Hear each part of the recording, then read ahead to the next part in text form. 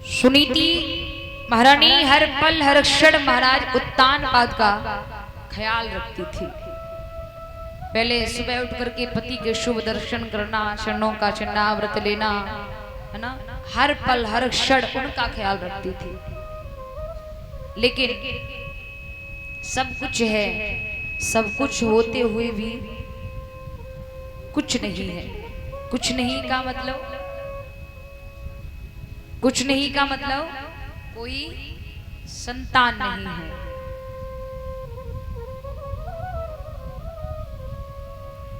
ना चेन्द्र से सुखम किंचिन ना सुखम चक्रवर्तिना सुख मस्ती वृत्तस्य मुनिरी कांत जीवन। भगवान ने इस संसार में सर्व सुख किसी को नहीं दिया, और बहुत अच्छो करो है जो सर्व सुख व्यक्ति को भगवान ने नहीं दिया।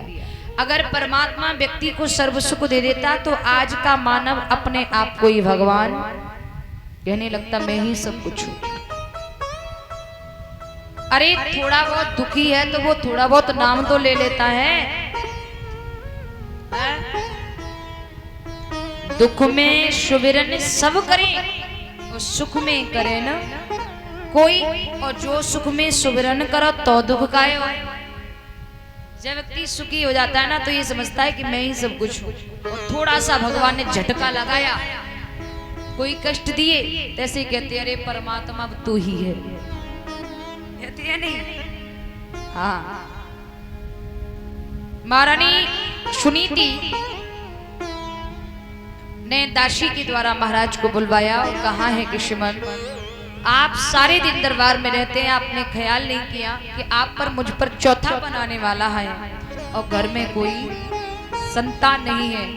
आगे चल के इस राज्य का राज्याभिषेक कौन करेगा? राजा कहने लगे रानी, पुत्र देना या देकर छीन लेना उस पार ब्रह्म की लीला है। रानी महाराज उत्तानपाद के पैर पकड़ के रो करके बोली, श्रीमान आपकी बात ठीक है, लेकिन मेरे दिमाग में एक उपाय आ रहा है। बोले क्या? ये उपाय आ रहा है कि अगर आप अपना दूसरा विवाह कर लोगे तो घर में पुत्र रतन की प्राप्ति जरूर हो जाएगी। उत्तानपाद ने सुना, उत्तानपाद कहने लगे, बावरी स्त्रियां ये सोचा करती हैं भगवान मुझे तू मौत दे दे, मौत दे दे मेरे करतार, लेकिन भूल कर सौत न दे। और तू यूं कह रही है कि ब्याह कर ले। अरे प्यारी तो को नहीं मालूम है, जा घर में दो नारियां होती हैं, बा घर में दो नालियां भी बह जाती हैं।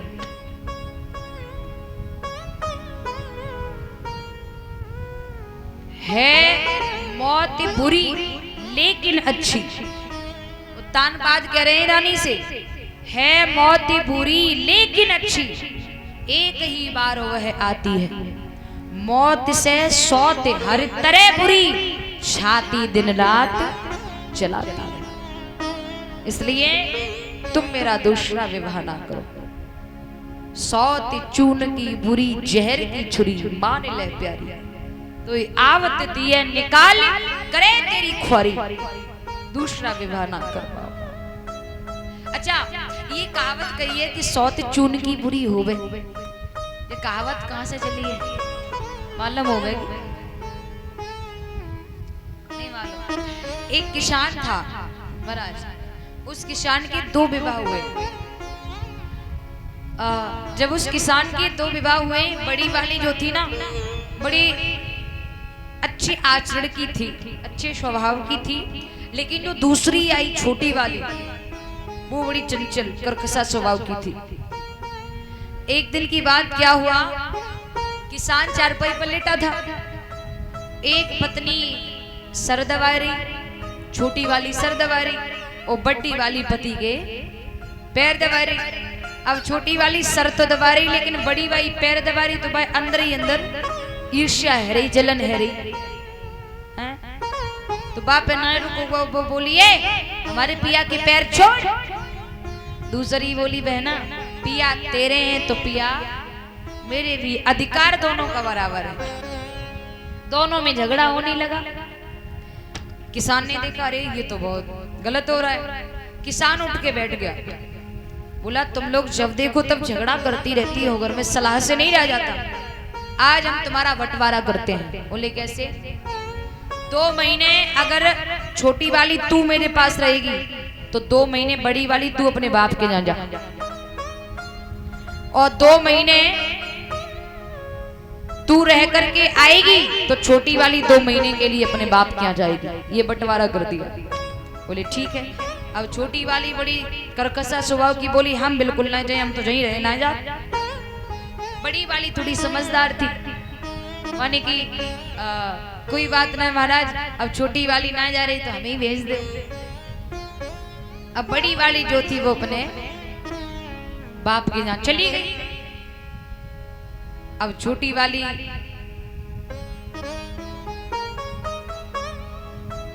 बिना झगड़ा के कैसे रहवे? बाको तो काम तो सवेरे उठ के दैया रे करवे को झगड़ा करन को। अब सुबह उठी लेकिन वह अच्छो ना लग रहा। वाने कहा करो जल्दी से झाड़ू लगायो। सोचने लगी हाय राम बहु होती तो ने का लड़े तो लेती, जल्दी काम है जाते। उन पे ना रुकोगो। एक दिन जैसे तैसे कट गयो, दूसरो दिन भयो तो उन पे ना रुकोगो। उनने कहा करो नमक लेने के बहाने पड़ोसन से लड़वे चली। और पड़ोसन ने जैसे ही आवत देखो, पड़ोसन समझ गई कि लड़ंग आ रही है, अवे दैया रे करेगी। जैसे ही पड़ोसन ने देखो, पड़ोसन ने झाड़ू लगा रही थी, पौने झाड़ू छोड़ दियो एकदम किवाड़े लगा लगा। अब उन्हें कहा करो पड़ोसन के द्वारे पे खड़ी खड़ी गाली देते रही और चली गई। पड़ोसन घर में से बाहर नहीं निकली। वे सोचने लगी हाय राम जी को ना लड़ रही। वे लौट आई, दूसरी के घरे गई, बहुना लड़ी। जब दूसरी के घर पर गई वो भी ना लड़ी। तीसरो दिन भयो महाराज, जब तीसरो दिन भयो तो उन पे रहो ना जा रहो।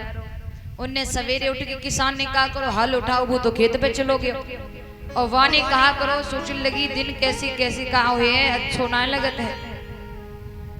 तो सुबह जब किसान उठे तो पत्नी बोली महाराज बड़ी दीदी चली गई, सुननी को ना लगत है। अच्छा उन्हें कब लिवाने जाओ आप? किसान कहने लगा जब घर पे रहे तो तू चैन नहीं लेने दे। वैसे मैं नहीं जाता 2 महीने, लेकिन अब नहीं जाऊंगा 4 महीने। बोल। किसान इतनी कहे कि हल लेके खेत पे चलो। वे सोचने लगी हाय राम जी 4 महीना की बात कर रहे हैं, यहाँ पे तो 4 घंटे ना कट रहे। तो बा ने कहा करो एक आटा गूंथो।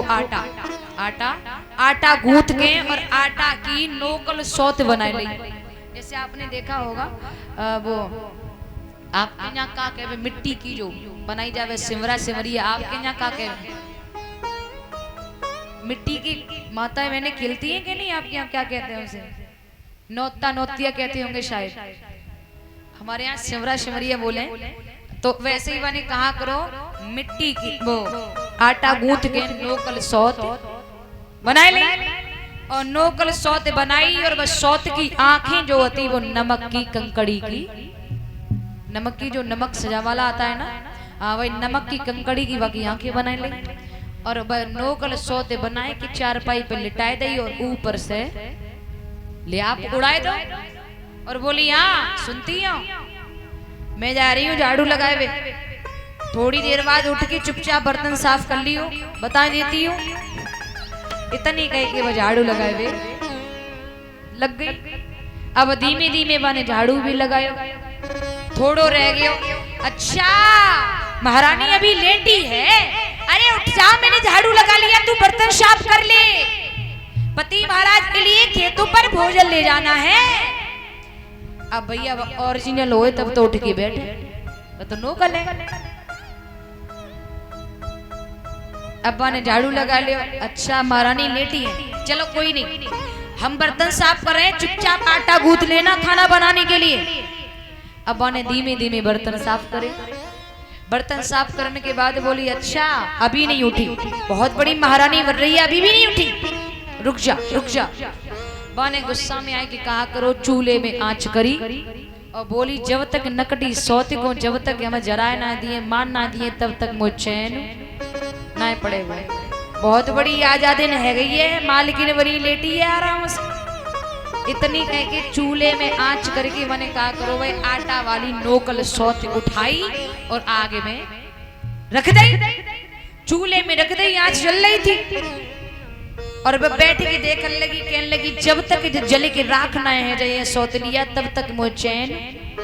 अब धीमे धीमे आंच लगते वही वही सौत की आंख में लगी, कंकड़ी की आंखें बनी थी और जैसे ही आंच जाए के नमक की कंकड़ी में लगी तैसे ही चट्ट है कि पट्ट नमक की कंकड़ी वकी आंख में एक दरवाजे बंद है वो।